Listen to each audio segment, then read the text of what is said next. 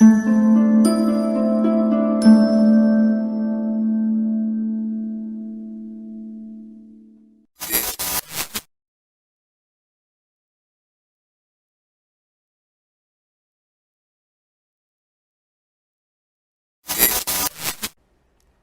face a crisis unlike any other.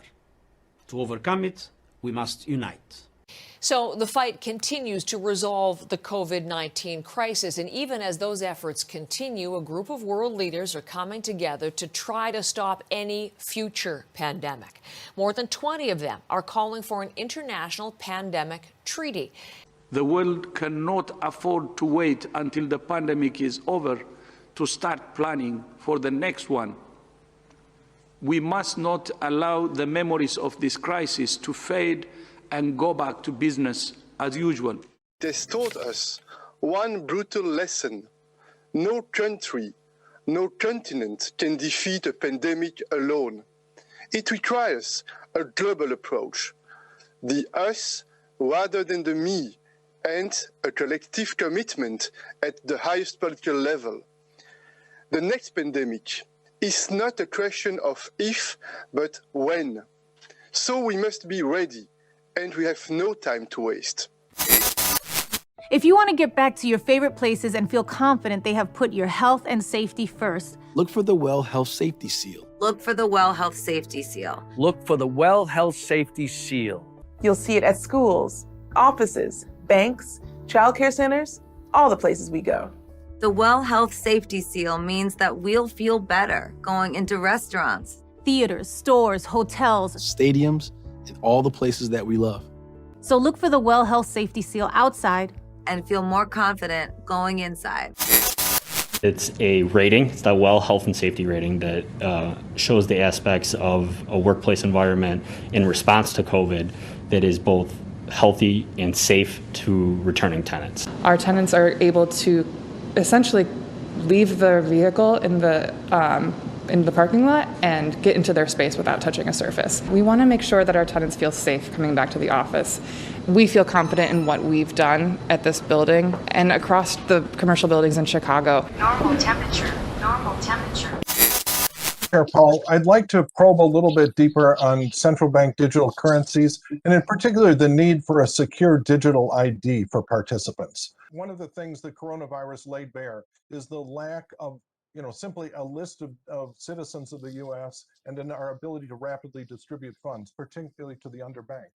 A high quality and universal digital ID in the U.S. would have made that immeasurably easier, as well as everything from, vaccine certificates or you name it.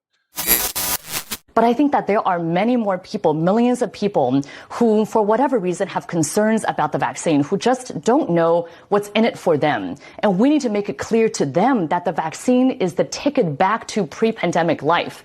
And the window to do that is really narrowing. I mean, you were mentioning, Chris, about how all these states are reopening. They're reopening at 100%. And we have a very narrow window to tie reopening policy to vaccination status. The reason to go and get vaccinated is that we are now launching the Green Passport Plan. Whoever has been vaccinated will be able to go and enjoy the theatre, the cinema, sports events, flights abroad, restaurants and more. Back here in Europe, EU leaders have agreed to develop a COVID-19 vaccine passport that could ease border crossings and allow people more freedom to travel again. The Biden administration working on a system for people to prove they've been vaccinated against coronavirus. The Vax Pass, or vaccine passport, could be used by people at work, in school, or traveling abroad. The nation's first vaccine passport launched over the weekend. New York State is behind the initiative. The app-based digital certification is called the Excelsior Pass. The first of its kind app will serve as almost a COVID passport for anyone to use at major sports and entertainment venues. It will authenticate someone's vaccination or show proof of a recent negative COVID test. Introducing Daily Pass, your exclusive ticket for safely going back to school. Each week, you can schedule your free on-campus COVID test, but the real magic is your daily health check. Just answer a few simple health questions every day, and like magic, your entrance ticket appears.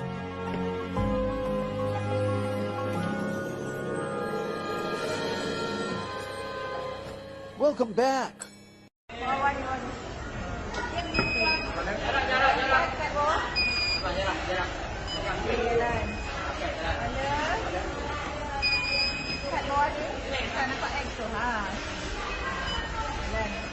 And we have a very narrow window to tie reopening policy to vaccination status. Because otherwise, if everything is reopened, then what's the carrot going to be? How are we going to incentivize people to actually get the vaccine? So that's why I think the CDC and the Biden administration needs to come out a lot bolder and say, if you're vaccinated, you can do all these things. Here are all these freedoms that you have. Are you saying that vaccines are mandatory in Israel right now? Vaccines are not mandatory in Israel. However, this COVID-19 shot is, well, it's just short of it. Meaning they say that it's not a have to and it's not a force, but the reality on the ground is people are losing their jobs if they're in the health, if they're doing any sort of health professional. There are many different places where people are told that you vaccinate or you're out. You're looking at Rome, Italy, where the government is now mandating all healthcare workers receive a COVID-19 vaccine. For joining us with all the details this morning. Good morning, Megan. Let's talk about why the government has brought in this order over a year into the pandemic. Well, it's brought in the order because of the reluctance and resistance of up to 15% of healthcare workers and long-term care facility workers and some hospitals and care facilities throughout Italy who are extremely reluctant to get their shot of the COVID vaccination. This morning, New York City waitress Bonnie Jacobson speaking out days after losing her job. The events of the last few days, it's been a roller coaster. The 34-year-old says she was fired after telling her employer she and her husband are considering starting a family, and she had hesitations about getting the COVID-19 vaccine. The restaurant, Red Hook Tavern, sent out an email requiring all staff to get vaccinated now that they're eligible in New York. When she pushed back, she says she received an email terminating her employment. Each day, Alex packs a clean uniform, ready to take to work. But soon, there'll be something else he'll have to carry with him. His care company wants all staff to have immunity, so they've given him 1 month to take a vaccine or lose his vocation. If you're someone who's chosen not to have the vaccine, from the 23rd of April, no one will be rostered for shifts unless they're exempted. When we know that these individuals are at risk to our vulnerable residents, we've got to make a choice. Alex, for example, he chooses not to have the vaccination, which is his right, but we choose to say we find that exponential risk unacceptable. We've been through a lot this past year, and with more and more people getting vaccinated each day, we are starting to turn a corner. And as more Americans are vaccinated, a growing body of evidence now tells us that there are some activities that fully vaccinated people can resume at low risk to themselves. The CDC issued new guidance Monday. Fully vaccinated people can spend time together indoors in private settings without masks or social distancing. The Miami Heat paving the way again for at least the short-term future of large events. The team is setting aside a part of the arena only for vaccinated fans. Starting with next Thursday's game, 2 sections will be reserved for people who can prove they've been fully vaccinated. Well, I'll tell you, a lot of folks said that they thought that this change in the CDC guidelines would encourage more people to book travel, but it might also encourage a lot more people to book a COVID vaccine. Some folks say that maybe that is the incentive that some folks with hesitancy were looking for. Israelis refusing to get a coronavirus jab may soon find their names being given to the authorities. At least that's what the Israeli Prime Minister has suggested, raising concerns over possible privacy violations and discrimination. As Spain marks a grim milestone of 50,000 deaths from the coronavirus, the government has announced new measures. It plans to create a registry to track those who refuse to be vaccinated. Officials say data from the registry won't be made public, but it will be shared with other EU member states. Now, the proposal to share the names of unvaccinated people with authorities has raised concerns, understandably over privacy violations and possible discrimination. It's been met with a mixed reaction among Israelis. I think that the idea of a green passport is nothing short of a medical apartheid. We've seen what making an entire second-class citizenry is done in devastated countries. And we're doing it based on literally non-existing science. This is literally the end of human liberty in the West if this plan unfolds as planned. Vaccine passport sounds like a fine thing if you don't understand what those platforms can do.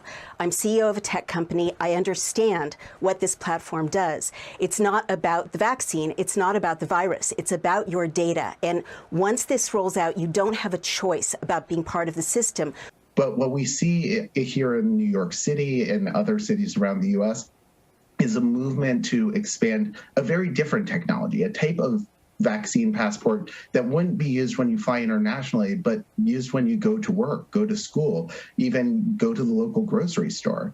And from my perspective, as a civil rights lawyer, as a technologist, this is really disturbing. But what they have done is they have essentially overnight created a second-class citizenry, a true medical apartheid that is disallowing healthy, law-abiding, tax-paying citizens from entering their places of culture if they do not participate in this experiment. It's that simple. We've been told there are people who have been kicked out of their choirs, out of their pools, out of their gyms. What people have to understand is that any other functionality can be loaded onto that platform with no problem at all. And what that means is it can be merged with your PayPal account, with your digital currency. Microsoft is already talking about merging it with payment plans. Your networks can be sucked up. It geolocates you everywhere you go.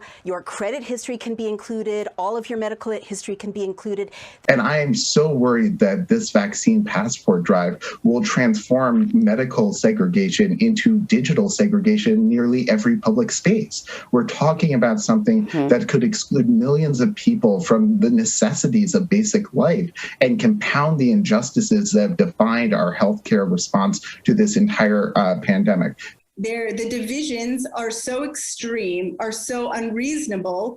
And I think that even people who have signed up and taken this injection are starting to see that. I cannot stress enough that it has the power to turn off your life or to turn on your life, to let you engage in society or be marginalized. And by the way, the last thing I'll say, IBM has a horrible history with Nazi Germany. Its subsidiary created a kind of precursor of this with punch cards that allowed the Nazis to keep lists of, again, a two-tiered society, Aryan and Jew, in such a way that they could round up Jews, round up dissidents, round up opposition leaders very, very quickly. It's catastrophic. It cannot be allowed to continue. One of the more sure signs that the blast of winter is just before us is the ever-changing colors of the autumn leaves. As the leaves wither and die under the fading sun, a gust of wind casts them to their final resting place. Faithfully and often imperceptibly, the first signs of the impending storm approaches. How few are prepared when the storm in all its fury bursts upon them. As in the natural, so in the spiritual. Jesus, when speaking to the Pharisees who desired a sign from him, said, "When it is evening, ye say it will be fair weather, for the sky is red. Ye can discern the face of the sky, but can ye not discern the signs of the times?" As we are thrust from one monumentous event to another, the words of Christ echoes with distinction down through the ages to our day. When ye shall see all these things, know that it is near, even at the doors. In the last great conflict, those who are loyal to God will see every earthly support cut off. They will be forbidden to buy or sell, save he that had the mark of the beast. In the soon coming conflict, we shall see the words exemplified. The dragon was wroth with the woman and went to make war with the remnant of her seed, which keep the commandments of God and have the testimony of Jesus Christ. The question is, are you ready? Have you yielded and surrendered your heart to the Lord and made your calling and election sure? Only those who have found refuge in Christ will find shelter in the coming storm. The Bible says, today, if you will hear his voice, harden not your hearts. The day will come when the door of mercy will be shut forever, when mercy will cease to plead on the behalf of sinners.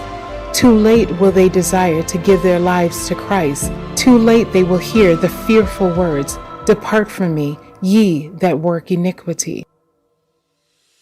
But today, while mercy still lingers, the Lord is pleading with you and I to give our lives to Christ so that we may find shelter under his wings. The day is far spent, the night is at hand, time is almost finished, and our salvation is nearer than when we believed. For more information on the topics discussed in this video, please visit our website at www.prophesyagain.org.